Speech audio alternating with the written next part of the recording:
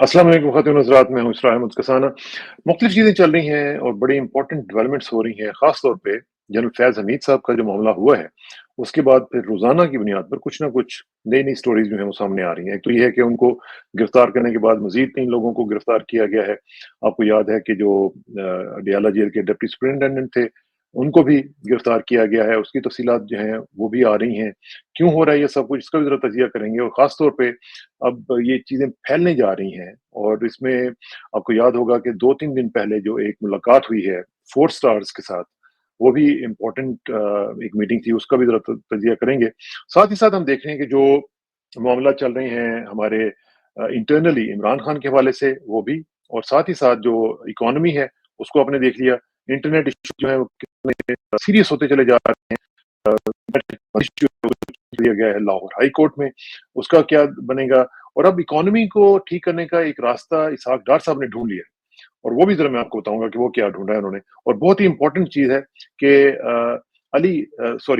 Own Ali खोसा जो हैं, उनको उठा लिया गया है, जिन्होंने वो सो कॉल्ड तराना जो है वो बनाया था, बिल बिल पाकिस्तान वाला।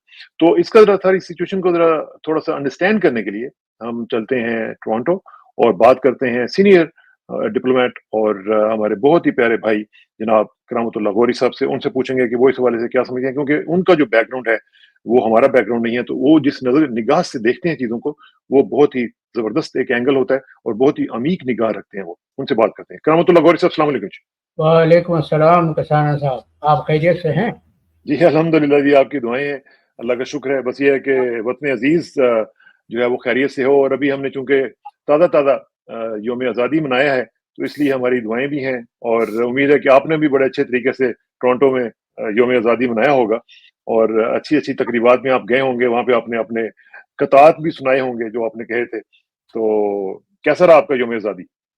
नहीं, बहुत अच्छा रहा। मैं तो कल हम दोनों मियाँ-बीवी ऑनलाइन एक मुशायरे में शरीक थे जो 2 ढाई घंटे तक चलता रहा अच्छा, माशाअल्लाह, माशाअल्लाह, और उसकी सदारत इत्तेफ़ाक से मैं ही कर रहा था और उसके माशाअल्लाह। बाद मुझसे कहा गया कि यौम आज़ादी के हवाले से मैं कुछ अपने हाँ, तासुरात का इज़हार करूँ, तो मैंने हुँ, किए।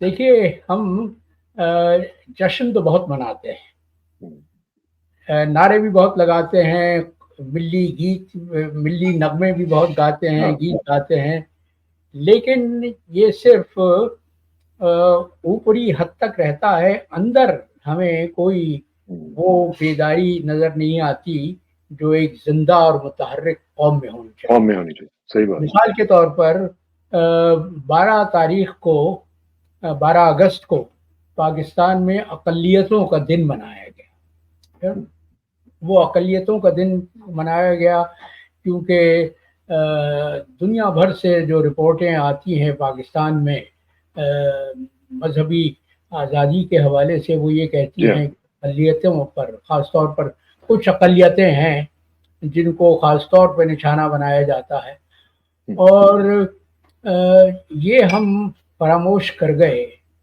कि 12 अगस्त से पहले 11 अगस्त का दिन था और जी, वो 11 काज़ी-आज़म की स्पीच। अगस्त पाकिस्तान की तारीख में बहुत ही अहम है, इसलिए कि उस दिन पाकिस्तान काज़ी-आज़म, की तासीस से 3 दिन पहले बाबाए कौम ने बहैसियत पाकिस्तान की पहली दस्तूर साज असम्बली के सदर के असम्बली से खिताब में अपने नई रियासत के लिए कुछ रहनुमा उसूल मुतय्यन किए बयान थे, किया। उनको बयान किया था। उन उसूलों में क्या था? उन उसूलों में सर फ़हरिस्त ये था कि रियासत की बुनियादी ज़िम्मेदारी है कि हर शहरी के जान, माल और उसके मज़हबी अक़ीदे का की हिफाज़त को ज़रूरी बनाया जाए, लाज़मी बनाया जाए।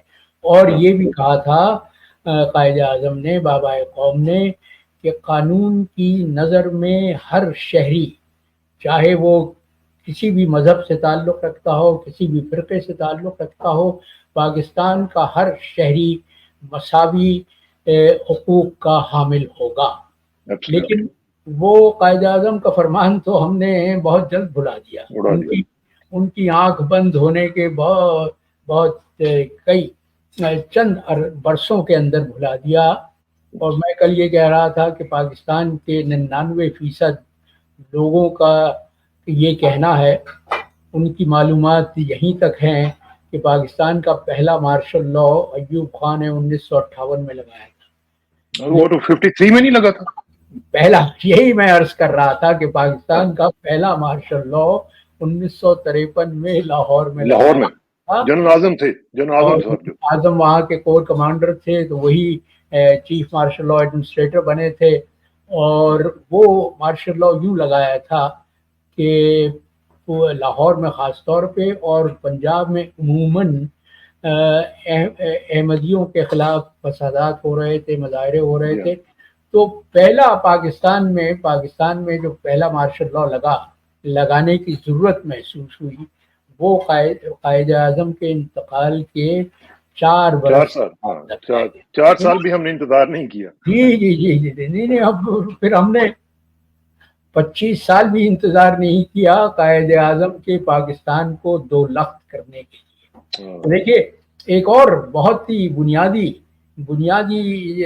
ہمارے تاریخ کا سنگ میل ہے, وہ یہ ہے کہ قائد اعظم نے اپنی وفات سے 3 مہینے پہلے جون 1948 میں کوئٹہ کے کمانڈ اینڈ سٹاف کالج میں سینئر فوجی افسران سے اپنے خطاب میں بہت ہی واضح الفاظ میں کہا تھا, غیر مبہم الفاظ میں کہا تھا کہ تمہارا کام پالیسی بنانا نہیں ہے, پالیسی بنانے کی ذمہ داری سویلینز کی ہے. تمہارا فریضہ صرف یہ ہے کہ جو بھی پالیسی سویلینز بنائیں تم اس کو امپلیمنٹ کرو, تم اس کو روبہ عمل لاؤ. لیکن یہ قائد اعظم کا فرمان بھی بہت جلد بھلا دیا گیا, بلکہ یہ تو قائد اعظم کی آنکھ بند ہوتے ہی وہ سازشیں لیاقت علی خان کے خلاف شروع ہو گئی تھیں. اور ناظرین کو یاد دلانا ضروری سمجھتا ہوں میں کہ راولپنڈی سازش کیس جو ہوا تھا, راولپنڈی سازش جو تیار کی گئی تھی, اس کی سربراہی بھی ایک جرنیل کر رہے تھے, جنرل اکبر خان. وہ جب تقسیم ہوئی ہے 1947 میں, تو برطانوی انڈین فوج کے افسران میں جو سب سے سینئر مسلم افسر تھے جنرل اکبر خان تھے. اور انہوں نے راولپنڈی سازش کا تانا بانا بنا, اس کو تیار کیا.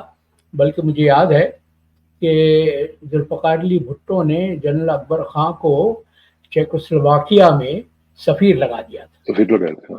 جی, اور یہ شاید 1976 کی بات ہے. وہ اسلام آباد آئے ہوئے تھے چھٹی پر.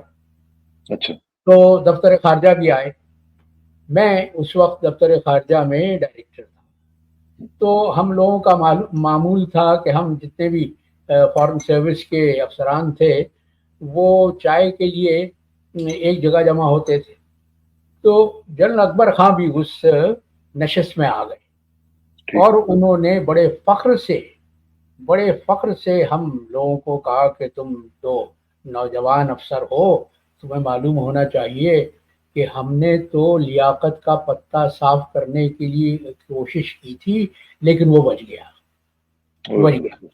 اور لیکن بچے کہاں, وہ پھر اس کے 3 سال کے بعد ان کو شہید کر دیا گیا راولپنڈی میں کمپنی باغ میں, جب وہ تقریر کرنے کے لیے کھڑے ہو رہے تھے.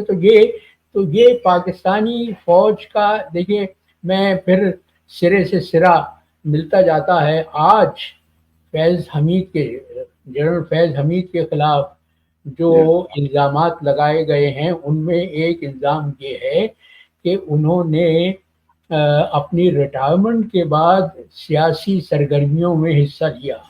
بھائی تم کس کو بیوقوف بنا رہے ہو؟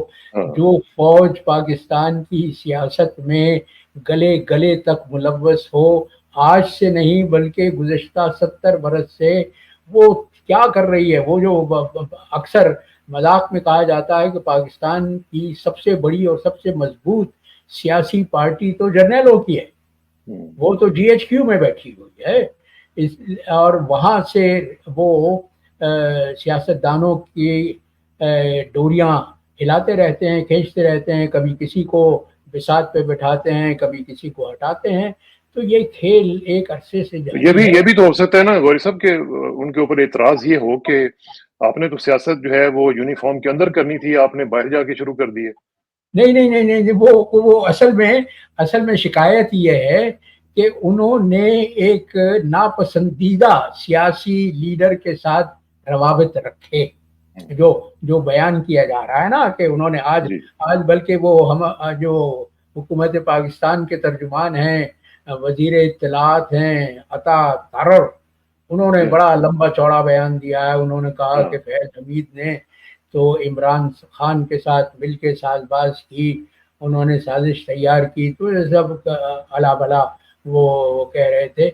تو یہ ساری شکایت یہ نہیں ہے کہ وہ انہوں نے سیاست کی یا سیاسی معاملات میں ملوث ہونے کی کوشش کی، بلکہ گلہ یہ ہے کہ انہوں نے ایک ناپسندیدہ سیاسی لیڈر کے ساتھ روابط بڑھائے.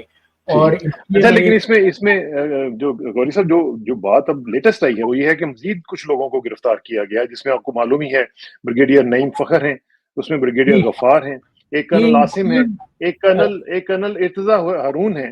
یہ سب لوگوں کو گرفتار کیا گیا ہے، لیکن اس کا جو بنیادی ایک جو پلاٹ آپ کو نظر آ رہا ہے، کیا آپ وہ سمجھتے ہیں کہ یہ صرف پروفیشنل لیول پہ اس طرح کی چیز کوئی جو وہ کی جا رہی ہے، پولیٹیکل ہے، یا اس کی کچھ انٹرنیشنل کونوٹیشنز بھی ہیں؟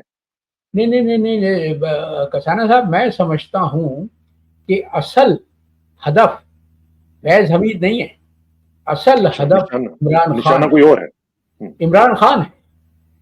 اس لیے کہ تمام تر کوششوں کے باوجود عدالتوں میں جو عمران خان کے خلاف مختلف حوالوں سے مقدمات قائم کیے گئے تھے، وہ ایک ایک کر کے عدالتوں نے ان کو خارج کر دیا. اب آخری مہرہ جو ہماری فوجی قیادت کا تھا وہ فائز عیسیٰ تھے. فائز عیسیٰ صاحب پر ان کو بہت بھروسہ تھا کہ وہ کسی طرح سے قانون کے شکنجے سے عمران خان کو نہیں نکلنے دیں گے.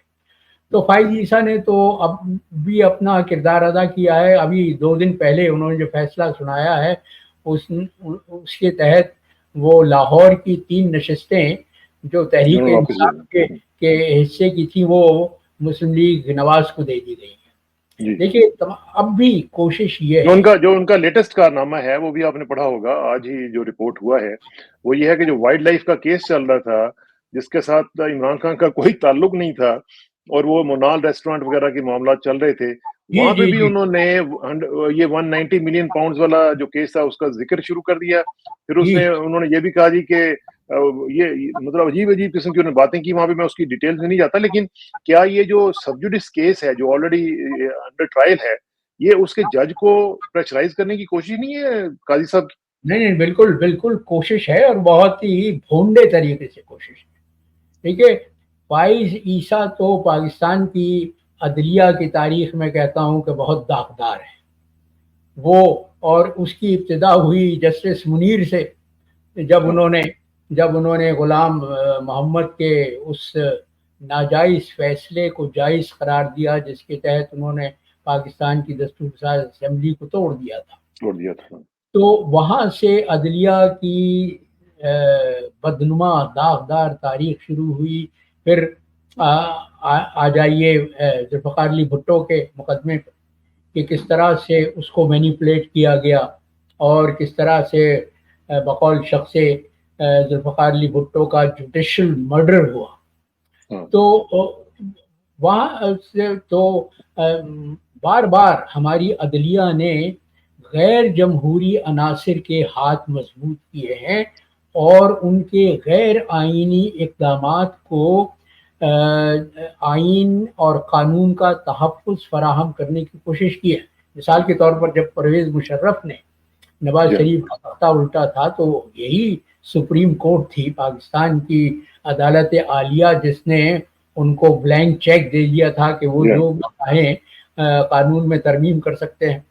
تو اللہ لیکن ہوا یہ ہے کہ عمران خان نے جو قوم میں بیداری پیدا کرنے کی کوشش کی اور یقیناً بیداری کی لہر آئی ہے، اس کی رسائی اعلیٰ عدلیہ تک بھی ہو گئی ہے. مثال کے طور پر وہ اسلام آباد ہائی کورٹ کے 3 ججز نے جی جو پٹیشن داخل کی ہے، اس میں صاف صاف کہا گیا ہے کہ ان کے کام میں مداخلت کی جاتی فوجی مداخلت کی گئی. پھر آپ کو یاد ہوگا اسلام آباد ہائی کورٹ کے جو چیف جسٹس تھے شوکت عزیز صاحب، انہوں نے بھی یہی الزام لگایا تھا، اور اگرچہ ان کو برطرف کر دیا گیا تھا لیکن انہوں نے بھی یہی کہا تھا کہ ان کے کام میں مداخلت کی جاتی ہے اور ان سے کہا جاتا ہے کہ کیا انہوں نے بھی جنرل فیض کا نام لیا تھا ویسے. جی. تو جنرل فیض نہ پہلے جرنیل تھے جنہوں نے سیاست کے دھارے میں ڈبکیاں لگائیں، نہ وہ آخری جرنیل ہیں. یہ تو تمام جرنیلوں کا وتیرہ رہا ہے. ہمارے جو ہائی کمانڈ ہے وہ یہ سمجھتی ہے. اصل میں اس کا جو میں دیکھیے موازنہ کر رہا تھا بنگلہ دیش کے آرمی کا اور پاکستان آرمی کا. دیکھیں وہاں پر حسینہ واجد نے 15 برس سے ایک سویلین ڈکٹیٹرشپ قائم کر رکھی تھی. وہ اس نے تمام حزب اختلاف کا صفایا کر دیا تھا بخصوص شخص. لیکن جب اس کے خلاف تحریک شروع ہوئی، جب نوجوان اٹھ کھڑے ہوئے اور سر سے کفن باندھ کے میدان میں نکل آئے اپنے حقوق کی حفاظت کے لیے، اپنے مطالبات کے منوانے کے لیے، تو تب بھی حسینہ نے کوشش کی کہ فوج کو ان نوجوان مظاہرین کے خلاف استعمال کرے. لیکن فوج کمانڈ کا جواب یہ تھا کہ ہم اپنے نوجوانوں کے سینے پر گولیاں نہیں چلائیں گے. اور یہ اس کے باوجود ہوا کہ بنگلہ دیشی فوج کا چیف آف آرمی اسٹاف حسینہ واجد کا رشتہ دار بھی تھا. ہاں ٹھیک ہے.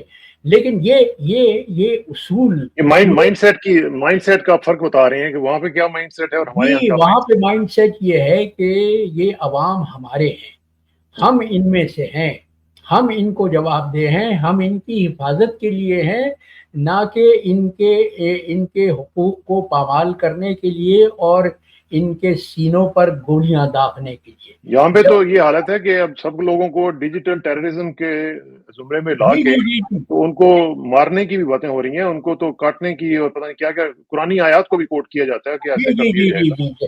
یہ ایک ایسے شخص کا مجھے افسوس بھی ہوتا ہے، ہنسی بھی آتی ہے کسانہ صاحب، کہ ایک شخص جو سید نہیں ہے وہ صرف اس وجہ سے سید ہونے کا دعویٰ کرے کہ اس کی شریک حیات سیدانی ہے. اب میں اپنا حوالہ تو نہیں دینا چاہیے لیکن وہ دینا پڑتا ہے کہ میری مرحومہ بیوی بھی اللہ بخشے وہ سیدانی تھی، میری موجودہ رفیق حیات بھی سیدانی ہے، لیکن میں نے تو آج تک اپنے آپ کو مروانے کی کوئی کوشش نہیں. آپ کو ضرورت نہیں ہے نا.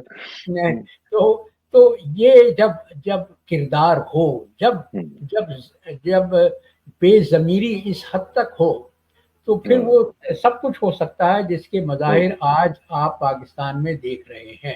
بالکل صحیح بات. اچھا ایک مظہر جو ہے، ایک جو مظہر ہے وہ یہ بھی ہے کہ ہم نے ان کی جو بائی لیٹرل ڈسکشنز ہو رہی ہیں مختلف گروپس کے ساتھ، اور آرمی چیف صاحب نے اپنے جو سینئرز ہیں 4 سٹارز کو بھی بلا کے ان سے بھی بات چیت کی ہے. یہ تصویر ہے، یہ بھی آپ ذرا دیکھیے، یہ بھی انٹرنیٹ پہ گردش کر رہی ہے. اور اس میں دیکھیے کہ راحیل شریف صاحب نظر آ رہے ہیں. جی راحیل شریف صاحب بھی ہیں، اور اشفاق پرویز کیانی صاحب بھی ہیں، احسن سلیم حیات صاحب بھی ہیں، اور جی وہ جو ندیم صاحب ہیں، جنرل ندیم ہوا کرتے تھے، وہ بھی پیچھے ہیں. تو یہ میں دیکھ رہا ہوں ان کو. لیکن اب دیکھیں کہ انہوں نے بیسیکلی ان کو بریف کیا ہوگا جنرل فیض کے بارے میں کہ جی اب ہم یہ کر رہے ہیں, تو آن بورڈ ان کو لینے کی کوشش کی ہوگی. لیکن اس سے کیا ظاہر کیا ہوتا ہے کہ کوئی فرسٹریشن ہے افواج کے اندر, یا کوئی پینک ہے کہ اس طرح کا جو کوئی ڈیسیژن اگر لیں گے ہم تو پتہ نہیں ہمیں ود ان آرگنائزیشن کوئی ریئیکشن نہ آ جائے, یا اس طرح کی چیزیں. کسانہ صاحب, میرے دوستوں نے جو اسلام آباد میں رہتے ہیں, اور ظاہر ہے کہ وہاں پر بے شمار ریٹائرڈ ڈپلومیٹس جو ہیں آپ کے دوست رہتے ہیں, ریٹائرڈ میرے ساتھی ایمبیسڈرز رہتے ہیں, ان کا یہ کہنا ہے کہ فوج کے اندر ان کی اپنی صفوں میں ہلچل ہے, اضطراب ہے, اور موجودہ حالات سے اطمینان نہیں ہے. موجودہ حالات کی نہج کی اس روش سے جس پر فوجی قیادت ملک کو چلانا چاہتی ہے, اس سے وہ مطمئن نہیں ہے. تو یہ ایک طرف میں سمجھتا ہوں کہ ایک طرف ان لوگوں کو متنبع کرنے کے لیے, ان افسران کو متنبع کرنے کے لیے یہ ڈرامہ رچایا گیا ہے کہ دیکھو, ہم اگر اپنے ایک 3 اسٹار جنرل کو قانون کے کٹہرے میں لا سکتے ہیں تو تم کس کھیت کی مولی ہو, تم کس گنتی شمار میں ہو. لیکن پھر میں پھر اپنے اس بیان کو دہراتا ہوں کہ اصل ہدف فیض حمید نہیں ہے, اصل ہدف عمران خان ہے, اس لیے کہ ملک کی اعلیٰ عدالتوں کے ذریعے سے اس کو معطوب کرنے کا یا اس کو مجرم قرار دینے کی تمام کوششیں ناکام ہو گئی ہیں.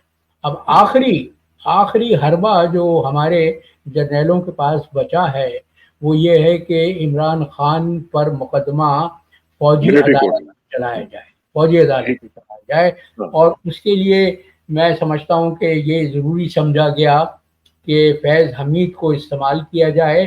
وہ جو ہم اپنی سفارتی اصطلاح میں اور بلکہ صحافیوں کی اصطلاح میں بھی کہتے ہیں ریڈ ہیرنگ اصل میں فیض حمید ہے. اصل ہدف عمران خان کو کسی طرح سے فوجی ٹرائیبیونل کے سامنے یا فوجی عدالت کے سامنے کٹہرے میں کھڑا کرنا ہے, اور ایک سمری ٹرائل بھی ہو سکتا ہے اس کے ذریعے, سمری ٹرائل کر کے اور اس کو سزائے موت بھی دی جا سکتی ہے. لیکن ان تمام معاملات کو دیکھتے ہوئے کسانہ صاحب بہت افسوس ہوتا ہے. افسوس یوں ہوتا ہے کہ دیکھیے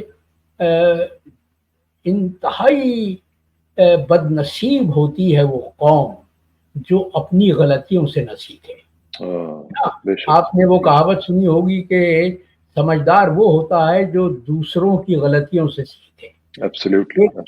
ایک عام فہم کا انسان اپنی غلطیوں سے سیکھتا ہے, لیکن ایک احمق, ایک بے وقوف وہ ہوتا ہے جو اپنی غلطیوں سے نہ سیکھے. تو آج جو کچھ بھی ہو رہا ہے آپ کو نظر نہیں, آپ کو یقیناً یہ احساس ہوتا ہوگا کہ یہ جو کچھ بھی 1971 میں ہوا تھا مشرقی پاکستان میں, یہ وہ فلم پھر سے چلائی جا رہی ہے. منظر نامہ بالکل وہی ہے. ایک پارٹی جس کو عوام نے اپنا مینڈیٹ دیا تھا, اپنا بھرپور مینڈیٹ دیا تھا, مشرقی پاکستان کے لوگوں نے یک زبان ہو کر تمام نشستیں عوامی لیگ کے سپرد کر دی تھی, سوائے ایک نشست کے, وہ نور الامین صاحب جو تھے کہ انہوں نے جیتی تھی. بقیہ 162 نشستیں عوامی لیگ نے جیتی تھی. لیکن اس وقت کی جو فوجی قیادت تھی وہ یہ سمجھتی تھی کہ شیخ مجیب الرحمان کو اقتدار سونپنا تو ان کے مفادات. ایون ایک دن پہلے تک بھی وہ کہہ رہے تھے کہ everything will be fine, کوئی مسئلہ نہیں ہے. لیکن آپ یہ دیکھیں نا غوری صاحب کے جو اس وقت آپ نے صورتحال بتائی ہے, اسی میں آپ دیکھیں کہ ابھی ہم نے تھوڑی دیر پہلے ڈیجیٹل ٹیررزم کا ذکر کیا. ایک ڈیجیٹل ٹیررسٹ جو ہے وہ انہوں نے آج پکڑا ہے, وہ یہ ہے, یہ اون علی کھوسہ صاحب ہیں جنہوں نے وہ ایک نغمہ یا ملی ترانے کا ایک پیروڈی بنا کے بل پاکستان, اب وہ بل وائرل ہوا تھا, ان کے ویڈیو اکانومی کو بیسیکلی بتا رہے ہیں. اچھا, اب اکانومی کو انہوں نے ٹارگٹ کیا اور باقاعدہ طور پر یہ بات بھی ٹھیک ہے، جن سے بھی آپ بھی بات کرتے ہیں، ہم بھی بات کرتے ہیں، لوگ رو رہے ہیں بلوں کے حوالے سے۔ اچھا آج آپ نے یہ بھی پڑھا ہوگا کہ محترم نائب وزیر اعظم صاحب جو ہیں اور وزیر جی خزانہ صاحب، وہ جی یہ کہہ رہے ہیں کہ جی بری امام کا جو عرس ہے اب وہ شروع ہو جائے گا اور وہ بحال ہو گیا ہے، تو اس کے بعد اب ہماری اکانومی بھی بحال ہو جائے گی۔ یہ یہ یہ لوگ احمقوں کی جنت میں رہنے والے ہیں، ٹھیک ہے نا؟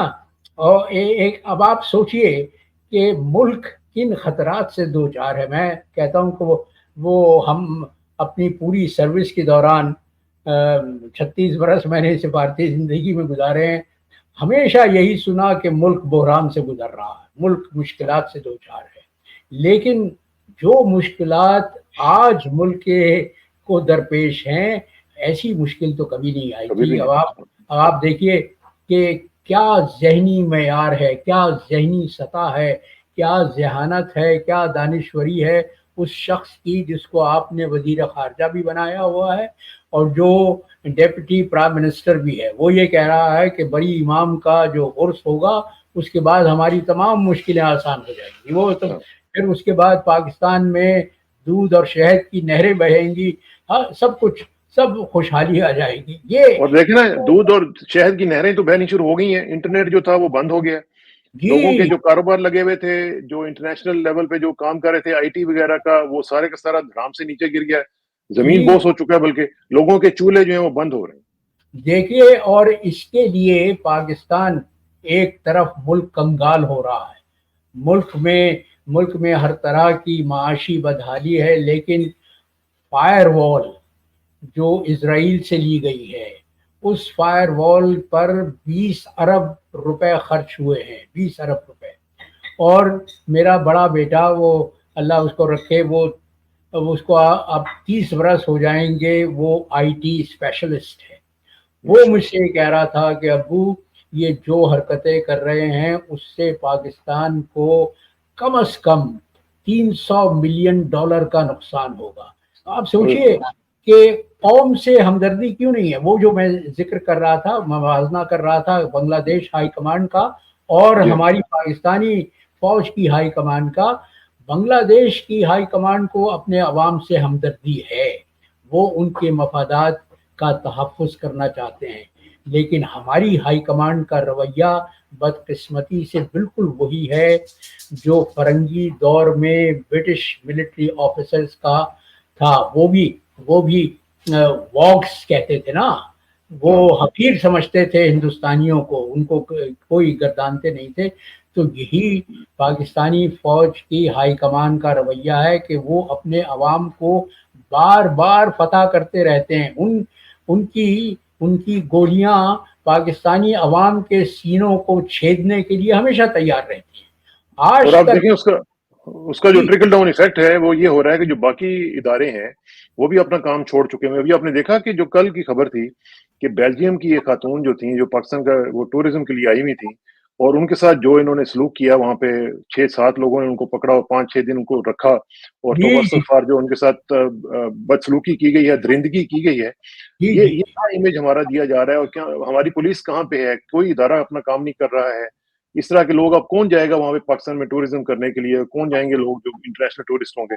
کوئی بھی نہیں نہیں، جائے اب آپ یہ سوچئے کہ پاکستان میں جب اس طرح کے انٹرنیٹ کی یہ مشکلات ہیں، تو کون سا بین الاقوامی سرمایہ کار ہوگا جو پاکستان میں سرمایہ کاری کرنے کے لیے تیار ہوگا؟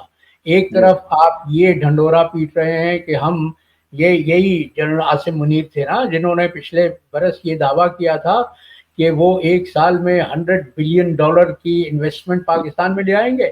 اب آپ ان سے ایف سی سوال کیجئے کہ 100 بلین تو کجا، آپ $100 ملین کی بھی انویسٹمنٹ لے کے آئے ہیں یا نہیں آئے؟ ہاں ہاں دوسری طرف آپ اپنی معیشت کی جڑیں کھود رہے ہیں، اپنے نوجوانوں کا مستقبل تاریک کر رہے ہیں، ان کو انٹرنیٹ کی سہولت سے محروم کر کے۔ اور ادھر آپ دیکھیں کہ منکی پاکس جو ہے وہ اس کی بھی آ گئی ہے جی ایڈوائزری، وہ ایک وہ کیس بھی۔ رپورٹ ہو گیا پاکستان ہاں جی، میں۔ تو اگر اس طرح کی چیزیں شروع ہو گئیں تو پھر پاکستان کی اکانومی تو بالکل اس کا تو بھٹا ہی بیٹھ جائے گا، اور لوگوں کے پتہ نہیں کیا بنے گا پھر۔ یہ بھی بہت ہی سیریس دیکھیے، ایشو ہے۔ ये बहुत ही परेशान कुन सूरत हाल है खजाना साहब। हम तबाही और बर्बादी की खट के किनारे पर पहुंच चुके हैं। वो देखे ना, सिर्फ एक पुश की ज़रूरत है और पाकिस्तान तबाही और बर्बादी के उस खड में गिर जाएगा जिससे निकलना बहुत दुश्वार होगा। और मेरा ख्याल है कि ये जो आप वार्निंग दे रहे हैं इसको समझने की भी जरूरत है, क्योंकि हम लोग अक्सर ना एक अजीब सा हमारा एक ऑप्टिमिज्म जिसको कहते हैं, वो ऑप्टिमिज्म इतना अनफाउंडेड कई दफा होता है कि हम लोग बस हाँ, ऑप्टिमिस्ट होते हैं, नहीं, लेकिन बस जी कोई मसला। हाँ नहीं, हम ये समझते हैं कि हम ये कह देंगे कि पाकिस्तान तो मुमलिकत खुदादाद है, तो अल्लाह ही इसका मालिक है। ठीक है, अल्लाह तो बचाने वाला है, जाहिर है, और अल्लाह की रहमत से लेकिन गौरी साहब, अल्लाह ताला ने यह भी कहा है ना कुरान पाक में कि ला तब्दीला लिसुन्नतिल्लाह, कि वो अपने असूल चेंज नहीं करता। और ये भी कहा है कि खुदा उस कौम की तकदीर नहीं बदलता जो अपनी तकदीर खुद बदलने के लिए काबिश ना करे। तो हमारी हरकतें तो ये हैं कि हम अपने पाँव पर कुल्हाड़ी चला रहे हैं, एक कुल्हाड़ी नहीं, हर तरह की कुल्हाड़ियाँ चला रहे हैं। हम हर तरह से अपने आप को बर्बाद करना चाहते हैं। दूसरी तरफ हमारे लोगों को ये धोखा दिया जाता है, उनको उनसे फरेब किया जाता है, कहा जाता है कि बस तुम अल्लाह से दुआ करो, अल्लाह सब कुछ ठीक कर देगा। हाँ, लेकिन वो ऐसे तो वो भी नहीं करता ना। लेकिन इस पे इंशाल्लाह गुफ्तगू का सिलसिला जारी रखेंगे। गौरी साहब, एक तो ये है कि अफसोस की बात यह है कि जिस तरीके से पाकिस्तान के साथ ये मामला किए जा रहे हैं, वो मुझे याद आता है कि वो कहा था ना कि कौमें फरोख्तन दो चे अर्ज़ां फरोख्तन। और ये कितनी अजीब सूरत हाल है हमारी कौम की बना दी गई है। कल एक किसी प्रोग्राम में कह रहा था कि आलमे बाला में जो दो रूहें सबसे ज्यादा परेशान रहती होंगी, वो हमारे अल्लामा इकबाल और बाबाए कौम कायद आज़म जिना है। हमने अल्लामा इकबाल के ख्वाब की जो ताबीर दी है वो इंतहाई भयानक है, और कायद आज़म के पाकिस्तान का जो हमने हश्र किया है वो इल्ला माशाअल्लाह, उसको देख कर तो रोना आता है। खजाना साहब, आप तो पाकिस्तान में पैदा हुए हैं, आप पाकिस्तान बनने के बाद वाली नस्ल से हैं। मैं तो 6 बरस का था जब मैंने अपने माँ बाप के साथ अपने आबाई घर को छोड़ा था, दिल्ली से पाकिस्तान को ऑप्ट किया ना आपने, तो पाकिस्तान को ऑप्ट। और मैंने तो आँख खोली थी यही नारे लगाते हुए कि बट के रहेगा हिंदुस्तान, लेके रहेंगे पाकिस्तान, पाकिस्तान का मतलब क्या, ला इलाहा इल्लल्लाह। तो उस पाकिस्तान को जब मैं अपनी आंखों के सामने तबाह और बर्बाद होते देखता हूँ, तो अब आप सोचिए कि मेरे दिल पर क्या गुजरती हो। एब्सोल्युटली, बिल्कुल सही बात है। अल्लाह ताला हमें सबको हिदायत दे, क्योंकि इसमें हम सब लोगों ने अपना हिस्सा डाला है। लेकिन आजकल के जो हालात हैं, इनमें मेरा ख्याल है कि हमारे जो अरबाब इख्तियार हैं उनको भी थोड़ा सा ज़रा ख्याल करना चाहिए। इंशाल्लाह इसके ऊपर गुफ्तगू का सिलसिला जारी रहेगा गारी साहब, इंशाल्लाह फिर जल्दी मुलाकात होगी जी, और जल्दी आपसे बातचीत का सिलसिला दोबारा शुरू करेंगे। Thank you very much for your time. इंशाल्लाह, अस्सलाम वालेकुम।